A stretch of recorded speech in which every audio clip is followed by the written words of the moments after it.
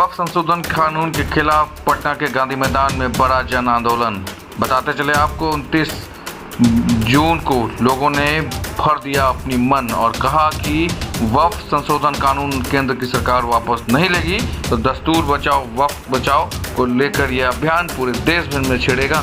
गांधी मैदान में इमारत सरिया की तरफ से वहां पर लाखों की संख्या में लोग पहुंचे। इस भीड़ से भाजपा के कई ऐसे नेता बौखलाहट में उतर गए कि जो इस तरह के बयान भी देने लगे कि ये बरसाती मेंढक है और फड़फड़ाने आ गए हैं। अब भाजपा के नेताओं की नींद उड़ने में अब दिख रही है बेचैनी। नीतीश कुमार के लिए बड़ा चेतावनी है, आने वाले विधानसभा चुनाव से पहले कहीं ऐसा ना हो कि केंद्र की सरकार में उलटफेर हो सकता हो। ये मैं सूत्र के हवाले से बता रहा हूँ। लाइव 24 न्यूज़ की बड़ी पड़ताल पर भी कुछ चीज़ें सामने आई है। मैं स्पेशल रिपोर्ट पर कल आपको बताऊंगा कि आखिर क्या है। ऐसे में स्टेज से अख्तर उल इमान ने भरे मंच पे क्या कुछ कहा। मोदी जब से आया है मुसलमानों को उसने निशाना बनाया है। मुसलमानों की नहीं, इस्लाम की जड़ें उखाड़ने की साजिश की है। हम आजाद करने के लिए आए हैं, इस मुल्क की सरहद को बचाने के लिए। एक नहीं करोड़ों अस्ताकुल्ला हाजिर है, हम गर्दन कटाने को तैयार हैं।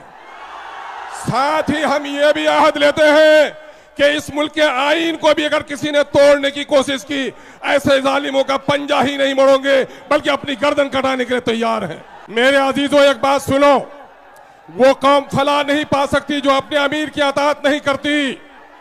यहां पर ये भीड़ नहीं है, ये जमात है, और जमात अमीर की अताअत का नाम है। जिसने अमीर की अताअत नहीं की वो जमात की भीड़ का तो हिस्सा बन सकता है, जमात के फायदे से वो कभी फायदा नहीं उठा सकता, जमात की बरकतों से। इसलिए अमन अमान कायम रखिए। इस वक्त एक बड़ी मुसीबत आई है मुसलमानान हिंद पर।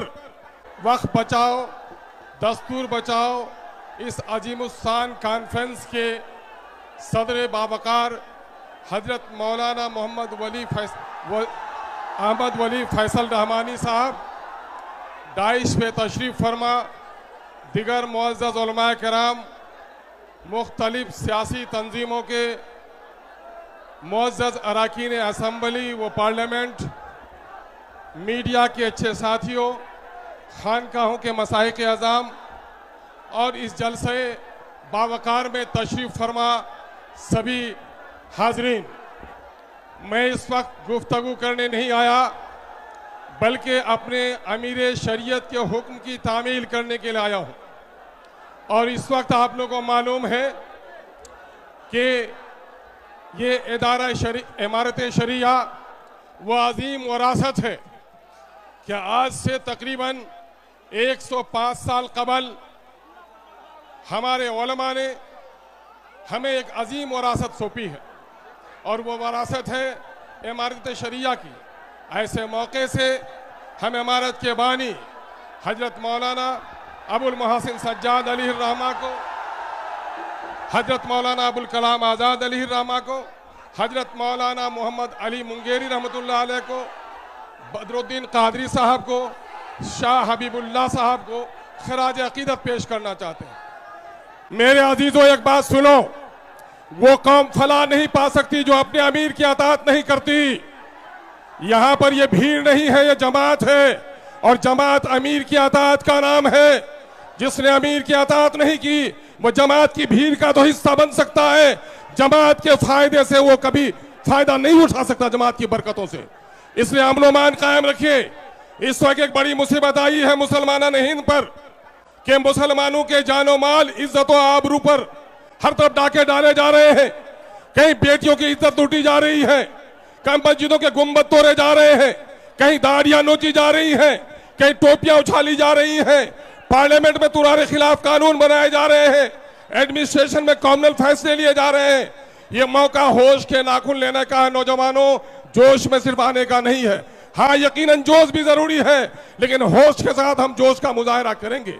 मुसीबत क्या है जान रहे हो? मुसीबत क्या है जान रहे हो? सुनो, मुसीबत यह है कि मोदी जब से आया है मुसलमानों को उसने निशाना बनाया है। कभी एनआरसी, जिंदाबाद, चुप करो, जिंदाबाद चुप करो, कब जिंदाबाद कब मुर्दाबाद, चुप करो। अहमद, कब जिंदा करना चाहिए कब नहीं समझता नहीं है। वक्फ का काला कानून से पहले याद करो शरीयत इस्लामिया की रोशनी में तलाक के कानून पर डाका डालने के काम किया नाअहलों ने। फिर एनआरसी के नाम पर मुसलमानों को निशाना बनाया गया।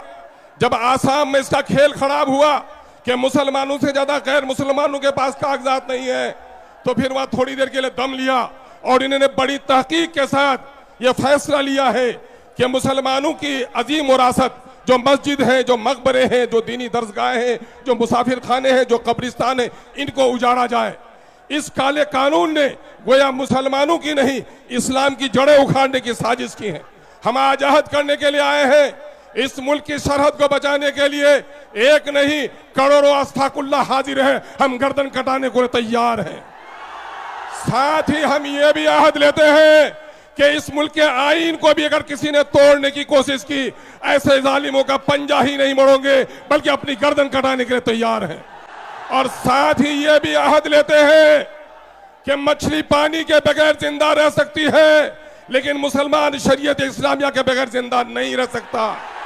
इसलिए हमारी मस्जिदों को, हमारी औकाफ की जायदाद पर अगर किसी ने डाका डालने की कोशिश की तो हम अपनी गर्दनों को कटा सकते हैं, लेकिन खुदा के घरों को उजड़ने नहीं देंगे। हम कसम खाने के लिए आए। नौजवानों में मुबारकबाद देता हूं तुम्हारी पेशानियों की रमक को देखकर, तुम्हारी आंखों की चमक को देखकर। गर्द के धूप की तमाजत भी बहुत है, लेकिन तुम्हारे चेहरे में जो गम और गुस्सा है, इस बात की अलामत है कि हम और आप अपने अमीर शरीयत के हुक्म पर सिर्फ जमा ही नहीं हुए हैं, बल्कि जिस मकसद के लिए जमा हुए हैं। अगर हमारे अमीर ने हुक्म दिया कि हमें गर्दन कटाना भी वाजिब है, तो हम गर्दन कटाने के लिए भी तैयार हैं। अब जाग चुके हैं दीवाने, दुनिया को जगा के दम लेंगे। जीना है तो इज्जत से जी लेंगे, वरना जामे शहादत पी लेंगे। ये माह मुबारक मुहर्रम का है। यही महीना है जो हजरत इमाम आली मुकाम नवासे रसूल हजरत इमाम हुसैन रजी अल्लाह ताला अन्हो ने बातिल के शमशीर पर अपनी गर्दन को देने के लिए तैयार हुआ, लेकिन बातिल के हाथ पर हाथ देने के लिए तैयार नहीं हुआ। हम भी याद करते हैं, इनकलाब